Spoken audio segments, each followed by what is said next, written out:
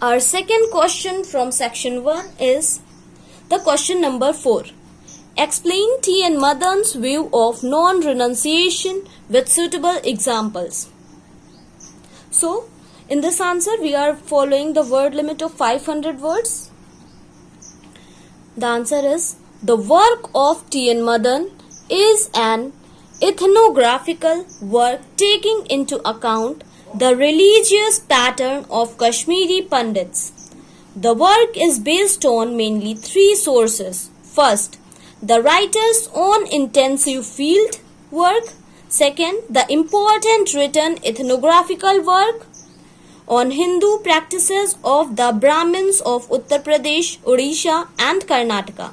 And the third one is contemporary work on fiction. The conflict between domestic life and detached life is always central theme of Hinduism. They wear cotton threads, which is called IGNOU. Their speech is often laden with Sanskrit. Pandits are divided into several subcastes. These subcastes are helpful in marriage and other types of hierarchies in day-to-day life. Parenthood is very important in Pandit way of life. Barrenness is recognized as a physical deficiency, which may be due to the karmic causes. Mother for the child is both human and divine power. There are several life cycle rituals like childhood ritual of the purification, which is performed on the 11th day of birth of the baby. The ritual of the feeding of the first solid meal, which is called Annaprashana. The ritual of the first tonsure of the child, called Jarakasai. The Yajnopavit ceremony, in which the child takes the holy thread. The next step is marriage, which is the principal sanskara of an adult life. Last and ultimate step is the rite of cremation, which is followed by post-maturity rites. Thus, Madan says that the Pandit way of life is moralistic and the life is mainly based on the good karma, which is guided by dharmic principles. Madan had tried to clarify the notion of auspiciousness in relation to the notion of purity. According to him, the notion of Shubh refers directly to time and temporal events in relation to particular categories of people.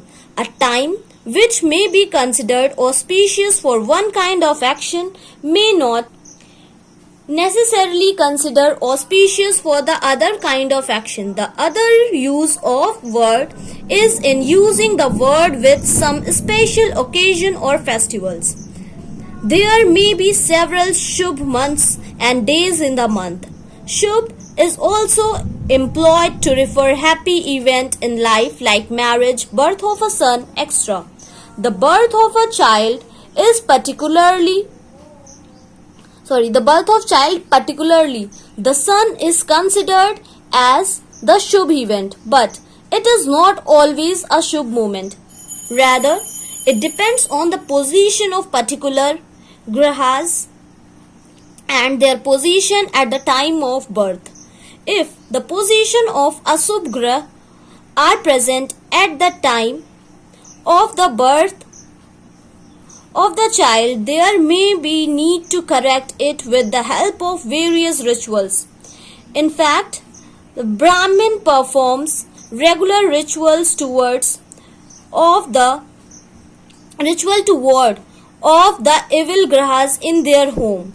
These rituals are called commonly as upayas, or in other words, the correction ritual measures.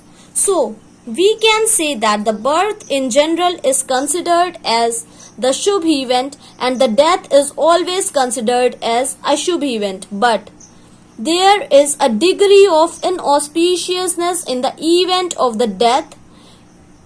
Widowhood is an even more unfortunate event for Brahmin women.